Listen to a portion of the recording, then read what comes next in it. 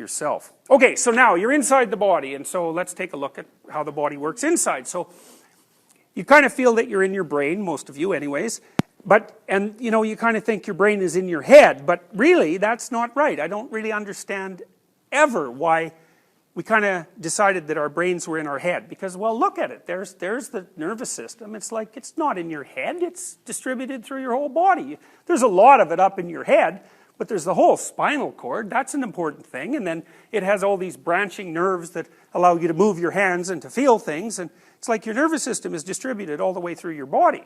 So it's not reasonable to think about the way that you operate as you see things with your brain and then you do things. Now, if that's sort of true, but there's important ways that it's not true at all, and it's important to know the ways that it's not true.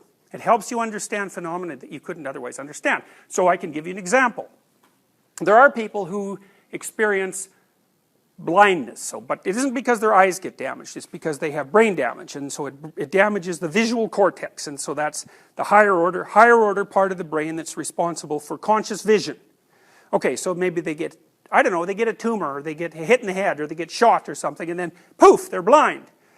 And so then they tell you they can't see anything, and then you say to them, okay, well, that's fine, you can't see anything, but let's play a game, okay? I'm going to hold up my left hand or my right hand, and you're going to guess about which I'm holding up. And so you do this, and they go right, and you do this, and they go left, left, left, right, right. And they're right. And you tell them, you're right, and they say, well, I can't be, because I don't see anything. So that's blind sight. Okay, so here's another kind of blind sight. So you take the same person, and you set them in front of a screen, and you say, well, look at the screen, and they tell you, I told you already, I can't see anything, and then you flash faces at them, and you check for changes in the conductivity of their skin, because when people react emotionally, they sweat a little more, a little less, and that changes how electricity passes through their skin. And so you show them a smiling face, and there's not much of a change, and you show them a neutral face, and there's not much of a change, and then you show them like a really aggressive or really afraid face, and poof, it spikes. And you do that a number of times, and you show them, well, as soon as I show you a face of someone who's afraid, or a face of someone who's angry, you react to it psychophysiologically. You think, well, how the hell can that happen if they can't see? And the answer to that is, you don't just see with your vision. You see with your body. And so one of the things that you'll find, for example, if you go through Swanson's paper, I'll read you a little bit about this later, is that most of your senses map onto multiple levels of your nervous system. So some of them map right onto your spine. And that's good, because now and then your eyes should tell your spine to do something before you think. Because thinking's too slow. And so, you got to understand, like, way back when we were frogs, roughly speaking, we had eyes. We didn't have much of a brain. So, like, what the hell were the eyes doing? It's not like the frog exactly sees. And you might think, well, how could eyes inform you about the world if you don't exactly see? And then you got to kind of think about it in a Piagetian sense. It's like, here's an example. You might take an animal like a sponge, pretty simple animal, and it can open and close pores on the outside of its surface according to different changes in the ocean that surrounds it. And so its perception is sort of like, the ocean has 3 states, whatever those might be, maybe it has 10, I don't know, but for the sake of simplicity we'll say 3. The ocean manifests itself in 3 pattern states. In pattern state 1, I do this. In pattern state 2, I do this. In pattern state 3, I do this. And so it's direct pattern onto action mapping. And so animals can use their eyes just to react with. They don't have to see the thing.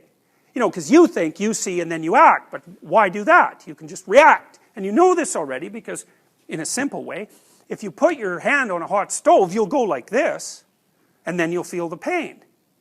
And what that means is that your body has conserved the relationship between your sensory neurons and your motor neurons at a spinal level.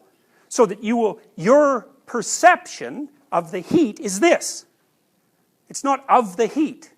It's just mapping a bodily pattern onto a sensory pattern. And so a lot of really primitive sensory input is exactly that. It's just the sense detects a pattern, And with no intermediary of interpretation, that pattern is translated into a behavioral output. And so, there's actually generally, the simplest cells are sensory motor cells, so they do both. They map the pattern and they react. And then the sensory and the motor cells differentiate.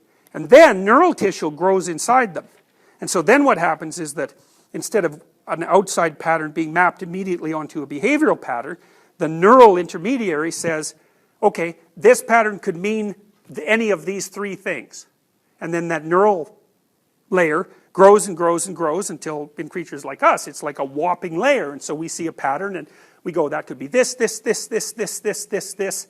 And then all of those things could be mapped onto this or this or this or this or this. So, you know, it makes us more slower, but more flexible. And slow can be a problem. So like when you're walking down a pathway and a snake appears, you don't want to be thinking, you know, snake, rubber hose, stick, whatever, you know, because then you're dead because the snake bites you. What you want to do is catch the snake out of the corner of your eye and jump up into the air before you even know that you saw a snake. And you can do that because your eyes can map right onto your spine. And they don't just map right onto your spine, they map onto your nervous system at all sorts of levels. So for example, with the blind sight person who's looking at the face, so it's an angry face, the eyes are still mapping information onto the amygdala. And so the amygdala changes the psychophysiology. You know, it says prepare for threat. And so the person might feel uneasy. But it's weird, but that's a form of sight. To feel uneasy can be a form of sight. So